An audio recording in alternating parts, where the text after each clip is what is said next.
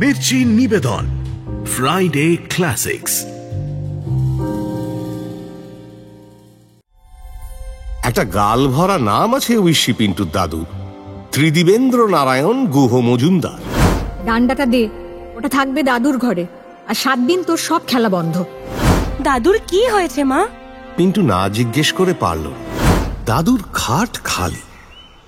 তবে কি দাদু পেছনের বারান্দায় গিয়ে দাঁড়িয়েছেন?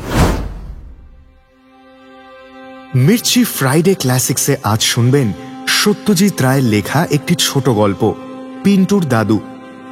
গল্পটি প্রথম প্রকাশিত হয় সন্দেশ পত্রিকায় 1386 খ্রিস্টাব্দে, অর্থাৎ ইংরেজি 1979 সালে। শুরু হচ্ছে পিন্টুর দাদু।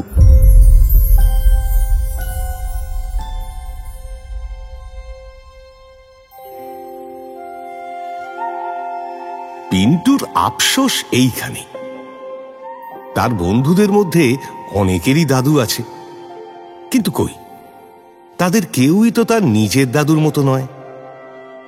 রাজুর দাদুকে সে দেখেছে নিজে হাতে লাল আর বেগুনি কাগজের ফিতে পরপর জুড়ে রাজুর ঘড়ির জন্য লম্বা ল্যাজ তৈরি করে দিতে। স্বপন আর সুদীপের দাদু, যার টকটকে রং, গাল ভরা হাসি আর ধপধপে সাদা দাঁড়িগোপ দেখলেই পিন্টুর ফাদার ক্রিসমাসের কথা মনে পড়ে যায়। তিনি কি দারুণ মজার মজার ছড়া লেখেন। একটা ছড়া স্বপনের কাছে শুনে শুনে পিন্টুর মুখস্থ হয়ে গিয়েছিল। এখনো বেশ কয়েক লাইন মনে আছে। লন্ডন, ম্যাড্রিড, সান ফ্রান্সিসকো, আকবর, Humayun, Harsh Kanishka, Andes, Kilimanjaro, Fujiyama, Tenzing, ন্যানসেন, Vasco D gamma, Riga, lima, Peru, chilli, Chungking, Congo, Hannibal, Tughlaq, Taimur, লঙ্গ। কি মজার ছড়া! এক লাইনে ভূগোল, এক লাইনে ইতিহাস। আর ছড়া যে শুধু লেখেন তা তো নয়, তাতে সুর দিয়ে হারমোনিয়াম বাজিয়ে গান করে পাড়ার ছেলেদের ডেকে শোনা। এছাড়া সন্তুর দাদু, যাকে দেখতে ঠিক হজবরলয়ের উদর মতো, তিনি মোমবাতির আলোয় দেয়ালে নিজের হাতের ছায়া ফেলে দারুণ শ্যাডোগ্রাফি দেখান। অতীনের দাদু ফাটাফাটি রকমের শিকারের গল্প করেন। সুবুধ দাদু সাবান জলে কি জানি একটা মিশিয়ে আশ্চর্য রকমের মজবুত বুদবুদ তৈরি করেন। একবার তাঁর তৈরি একটা 5 নম্বর ফুটবলের সাইজের বুদবুদকে পিন্টু 7 বার মাটিতে পড়ে লাফিয়ে তারপর ফাটতে দেখেছিল। পিন্টু অনেকবার এইসব ভেবেছে, আর নিজের দাদুর সঙ্গে এদের দাদুর তুলনা করে দীর্ঘশ্বাস ফেলেছে। একটা গাল ভরা নাম আছে ঐশী পিন্টুর দাদুর, ত্রিদিবেন্দ্র নারায়ণ গুহ মজুমদার। নামের পর আবার অনেকগুলো ইংরেজি অক্ষর আর কমা ফুল স্টপ। সেগুলো সব নাকি দাদুর পাওয়া ডিগ্রি। মা বাবার কাছে পিন্টু শুনেছে যে দাদুর মতো বিদ্বান লোক শুধু বাংলাদেশে কেন, ভারতবর্ষেই কম আছে। দাদু নাকি 12 বছর বয়সে ম্যাট্রিক পাশ করেছিলেন। তার পড়াশুনোর জন্য বাড়ি থেকে প্রায় খরচই দিতে হয়নি, কারণ তার মতো এত বৃত্তি নাকি খুব কম ছাত্রই পেয়েছে। তাছাড়া সোনার উপর মেডেল যে কত আছে তার তো হিসেবই নেই। আর আছে নানান বিশ্ববিদ্যালয় থেকে পাওয়া মানপত্র, যেগুলো দাদুর ঘরের দেওয়ালের সব ফাঁক ভরিয়ে দিয়েছে। যদিও দাদু সব বিষয়েই পণ্ডিত, যে বিষয়টা তাঁর সবচেয়ে ভালো করে জানা সেটাকে বলে দর্শন। এই দর্শন নিয়ে দাদুর লেখা একটা ইংরেজি বই বেরিয়েছে 2 বছর আগে। পিন্টু দেখেছে সেটায় 772 পৃষ্ঠা, আর তার দাম 65 টাকা। কিন্তু এত জ্ঞান, এত বিদ্যা হলেই কি মানুষকে এত গোমড়া আর এত থমথমে হতে হবে? পিন্টুর বন্ধুদের মধ্যে তো এটা একটা ঠাট্টারই ব্যাপার হয়ে দাঁড়িয়েছে। হ্যাঁ রে, আজকে তোর দাদু হেসেছেন। এই প্রশ্নটা পিন্টুকে যে কতবার শুনতে হয়েছে। উত্তরে সে যদি হ্যাঁ বলে তাহলে সেটা হবে মিথ্যে কথা, কারণ পিন্টুর এই 8 বছরে এমন একটা দিনও মনে পড়ে না যেদিন সে দাদুকে হাসতে দেখেছে। তবে এও ঠিক যে ধমক ধামক করা বা গলা তুলে কথা বলা এগুলো দাদু বিশেষ করেন না। সেটার সুযোগও বাড়ির লোকে দেয় না, কারণ সবাই জানে যে দাদুর পান থেকে চুনটি খসলে কুরুক্ষেত্র বেঁধে যাবে। পিন্টু মার কাছে শুনেছে যে সে যখন জন্মায়নি তখন জগন্নাথ ধোপা একবার নাকি দাদুর পাঞ্জাবিতে ভুল করে একটু বেশি মাড় দিয়ে ফেলেছিল।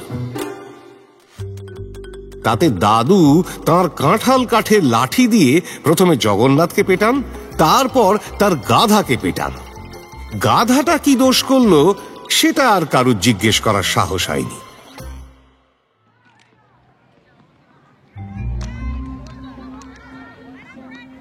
পিন্টু নিজে গত বছর বাড়ির বাইরের মাঠে বন্ধুদের সঙ্গে ডাঙ্গুলি খেলতে গিয়ে দাদুর ঘরের জানলার একটা কাঁচ ভেঙে দেয়।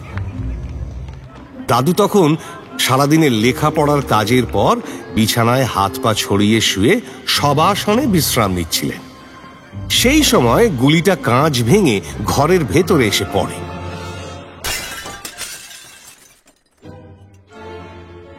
দাদু গুলি হাতে আসেন বারান্দায়। পিন্টুর হাতেই ডান্ডা, তাই দাদুর বুঝতে বাকি থাকে না কার কীর্তি এই কাঁচ ভাঙা। দাদু চোখ রাঙাননি, ধমক দেননি, এমনকি একটি কথাও বলেননি পিন্টুকে। সন্ধেবেলা বাড়ি ফিরলে পর মা পিন্টুকে ডেকে বললেন, ডান্ডাটা দে, ওটা থাকবে দাদুর ঘরে, আর 7 দিন তোর সব খেলা বন্ধ।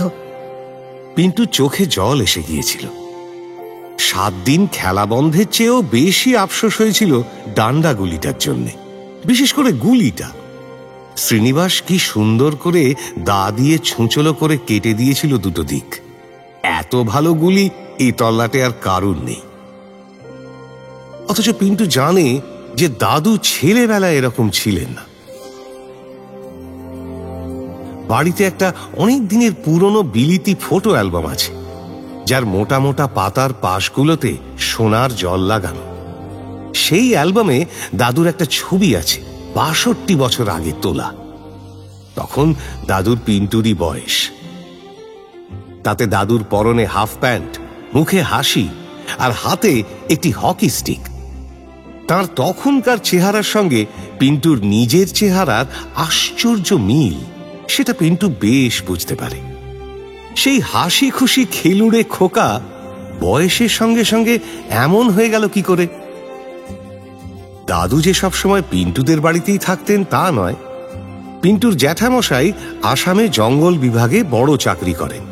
তাঁর একটা চমৎকার বাংলো আছে জঙ্গলের ভেতরে। দাদু মাঝে মাঝে সেখানে গিয়ে থেকে আসেন মাসখানেক করে।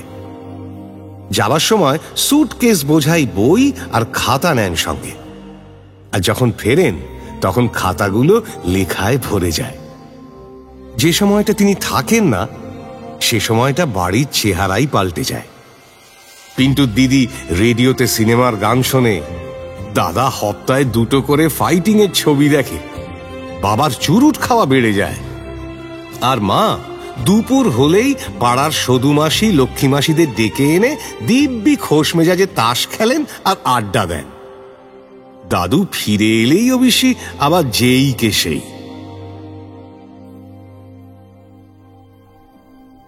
কিন্তু এবার হলো একটু অন্যরকম। 1 মাসের জন্য দাদু গিয়েছিলেন আসামে তাঁর বড় ছেলের কাছে। পিন্টু মা বাবার সঙ্গে এক ঘরে শোয়।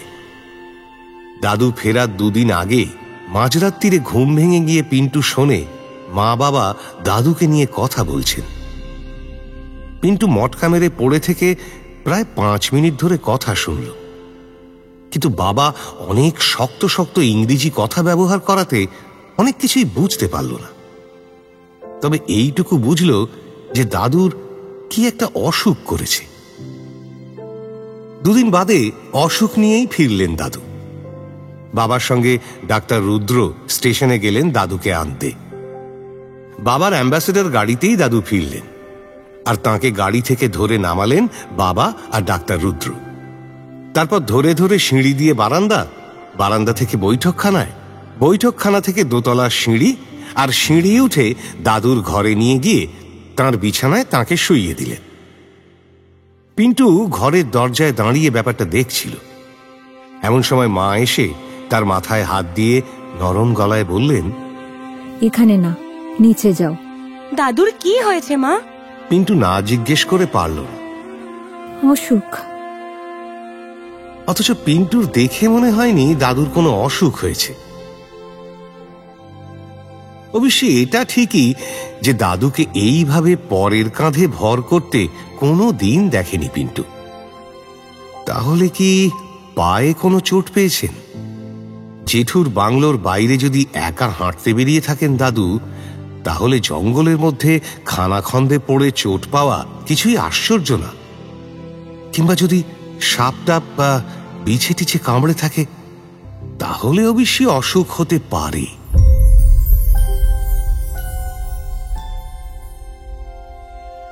3 দিন এইভাবেই কেটে গেল।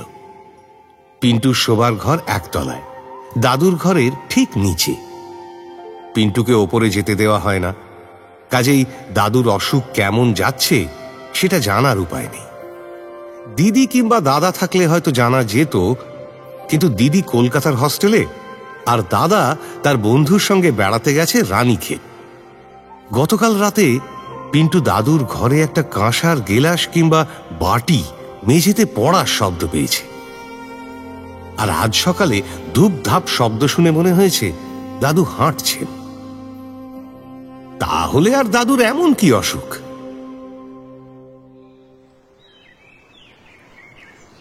দুপুরে পিন্টু আর থাকতে পারল না। মা দাদুকে ওষুধ খাইয়ে নিচে নেমে এসেছেন কিছুক্ষণ হলো, আর বাবা চলে গেছেন কোর্টে। আজ বিকেল থেকে একজন নার্স আসবে, সে কথাটা পিন্টু জানে, কিন্তু এখন দাদুর ঘরে আর কেউ নেই। বুকের মধ্যে একটা ধুকপুকুনির সঙ্গে সঙ্গে পিন্টু বুঝতে পারল যে তাকে একবার দোতলায় গিয়ে দাদুর ঘরে উঁকি দিতেই হবে। শুধু তাই নয়, দাদু যদি ঘুমোন তাহলে তাকে ঢুকতে হবে, আর ঢুকে তার ডান্ডা আর গুলিটা খুঁজে বের করে আনতে হবে। দাদু যখন থাকেন না তখন তার ঘর তালা চাবি দিয়ে বন্ধ থাকে, তাই ও ঘর থেকে কিছু বের করে আনার উপায় থাকে না। দোতলায় উঠতে পিন্টু যে একটু ভয় ভয় করছিল না তা নয়, তবে অসুস্থ দাদু আর তেমন কি বা করতে পারেন, এই ভেবে মনে খানিকটা সাহস পেয়ে 19 ধাপ সিঁড়ি উঠে পা টিপে টিপে সে দাদুর ঘরের দরজার বাইরে এসে দাঁড়ালো। প্যাসেজের বাঁয়ে ঘরের দরজা, আর সামনে 8-10 পা এগিয়ে ছাদের দরজা। কোনো শব্দ নেই ঘরে। যে গন্ধটা পাচ্ছে পিন্টু, সেটা ওর খুব চেনা আর প্রিয় গন্ধ, পুরনো বইয়ের গন্ধ। 2000 পুরনো বই আছে দাদুর ঘরে। পিন্টু নিঃশ্বাস বন্ধ করে গলাটা বাড়িয়ে দিল। দাদুর খাট খালি, তবে কি দাদু পেছনের বারান্দায় গিয়ে দাঁড়িয়েছেন? পিন্টু তার ডান পাটা বাড়িয়ে দিল চৌকাঠ পেরিয়ে ঘরে ঢোকার জন্য। পাটা চৌকাঠের ওদিকে মেঝেতে পৌঁছবার আগেই একটা শব্দ এলো তার কানে, খটাং খটাং খটাং। পিন্টু চমকে পিছিয়ে আসতেই আর একটা শব্দ, কুই। পিন্টু চোখ চলে গেল ছাদের দরজার দিকে। দরজার পাশ দিয়ে একটা মুখ উঁকি মারছে, দাদুর মুখ। এ মুখ পিন্টু আগে কখনো দেখেনি। সারা মুখ হাসিতে উজ্জ্বল, চোখের চাহনি দুষ্টুমিতে ভরা। পিন্টু অবিশ্বাসের দৃষ্টিতে চেয়ে রইল সেই মুখের দিকে। তারপর দাদুর ডান হাতটা বেরিয়ে এলো দরজার পাশ দিয়ে। পিন্টু দেখল সে হাতে ধরা তার ডাঙ্গুলির ডান্ডা।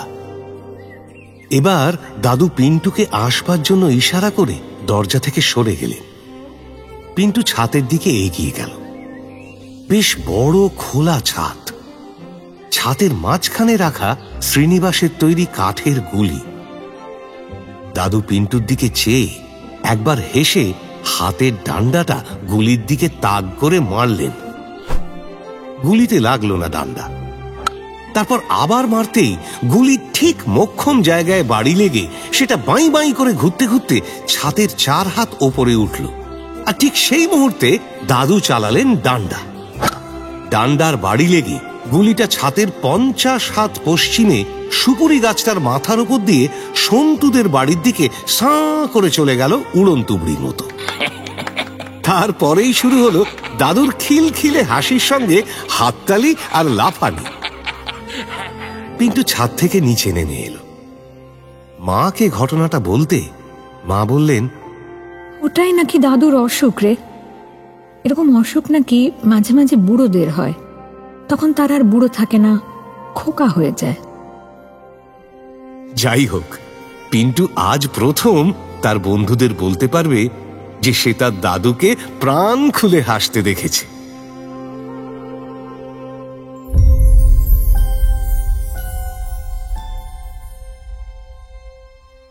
মির্চি ফ্রাইডে ক্লাসিক্সে আজ শুনলেন সত্যজিৎ রায়ের লেখা পিন্টুর দাদু। গল্প পাঠে শেখর, পিন্টুর চরিত্রে মৌলিক, পিন্টুর মায়ের ভূমিকায় ইন্দ্রাণী, ধ্বনি পরিকল্পনা ও আবহ সঙ্গীত অভিজ্ঞান, প্রচার অলঙ্করণ জয়েন দ্য ডটস, শব্দগ্রহণ ও পরিচালনা অরুণিমা দে, সমগ্র পরিকল্পনা ইন্দ্রাণী।